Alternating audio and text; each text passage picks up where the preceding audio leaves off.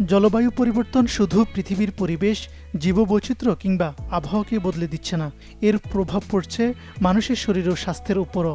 চরম তাপমাত্রা মানুষের দৈনন্দিন শারীরিক কর্মকাণ্ড ও খাদ্যাভ্যাসে পরিবর্তন আনতে পারে। শুধু তাই নয়, বাড়তে পারে অতিরিক্ত ওজন ও স্থূলতার ঝুঁকি। এছাড়া উচ্চ বিএমআই এর উপর সরাসরি প্রভাব পড়তে পারে।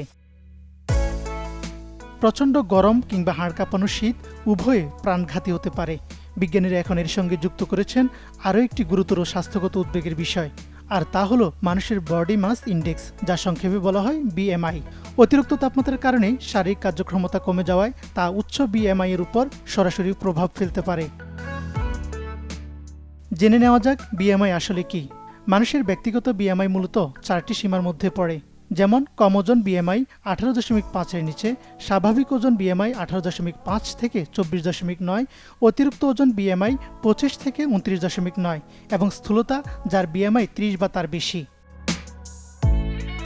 উচ্চতার তুলনায় ওজন স্বাস্থ্যকর কিনা তা বোঝার এটি একটি প্রাথমিক ধাপ হলেও এর কিছু সীমাবদ্ধতা রয়েছে, যেমন এটি শরীরের চর্বি ও পেশির ভরের মধ্যে পার্থক্য করতে পারে না। তবে সুস্থ বিএমআই বজায় রাখতে স্বাস্থ্যকর খাদ্যাভ্যাসের পাশাপাশি নিয়মিত ব্যায়াম অত্যন্ত জরুরি। আমেরিকান হার্ট অ্যাসোসিয়েশনের মতে সপ্তাহে অন্তত 150 মিনিট মাঝারি মাত্রার ব্যায়াম করতে হবে। এক জরিপের তথ্যে দেখা গেছে প্রচণ্ড তাপমাত্রার সংস্পর্শে থাকার ফলে প্রতিদিন বিএমআই 0.02% পর্যন্ত বেড়ে যেতে পারে। এর মূল কারণ হলো গরমের দিনে শারীরিক কার্যক্রম কমে যাওয়া এবং শরীর ঠান্ডা রাখতে উচ্চ ক্যালোরিযুক্ত খাবার ও পানীয় গ্রহণের প্রবণতা বৃদ্ধি পাওয়া। 2021 সালে গ্লোবাল ফুড সিকিউরিটি জার্নালে প্রকাশিত এক বিশ্লেষণে দেখা গেছে উন্নয়নশীল দেশগুলোতে জলবায়ু পরিবর্তন ও স্থূলতার এই আন্তঃসম্পর্কের প্রভাব বিশেষ করে নারী ও শিশুদের উপর বেশি পড়ে। তবে উচ্চ বিএমআই এর সঙ্গে কেবল তীব্র গরমের সম্পর্ক জড়িত নয়।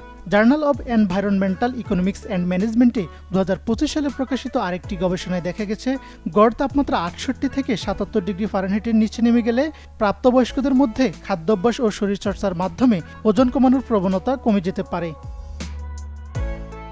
পরিবেশের বড় পরিবর্তনগুলো শুধু প্রকৃতিকে ধ্বংস করছে না, বরং মানুষের অজান্তেই শরীরের ওজন এবং শারীরিক গঠনেও ফেলছে নেতিবাচক প্রভাব।